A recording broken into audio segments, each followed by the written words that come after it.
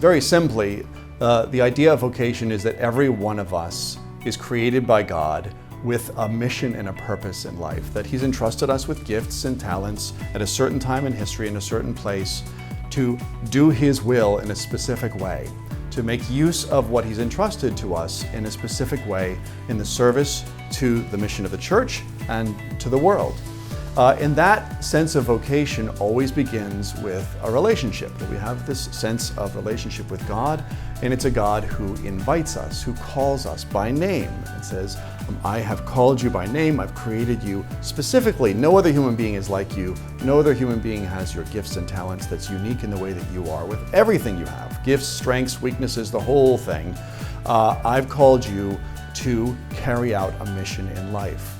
And the vocation, we might say, ultimately for every human being, the supreme vocation is to be holy, is to become a saint. This is the vocation of all vocations. No matter what your particular way of living it out in life is, that's the bottom line, to become holy. And to become holy, very simply put, simply means to live and love the way that God lives and loves, to live in accordance with God's will, to make Him present in the world through our lives.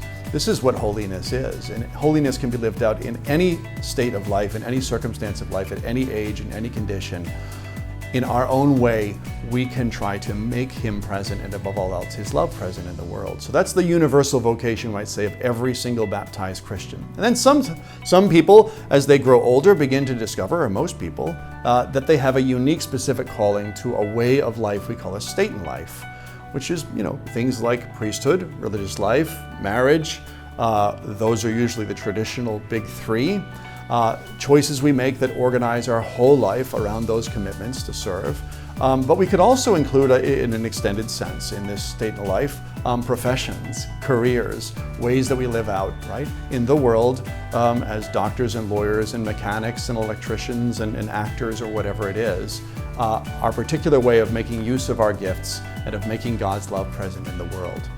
And each one of us, as I said, does that in a very personal, unique, specific way that's particular to us.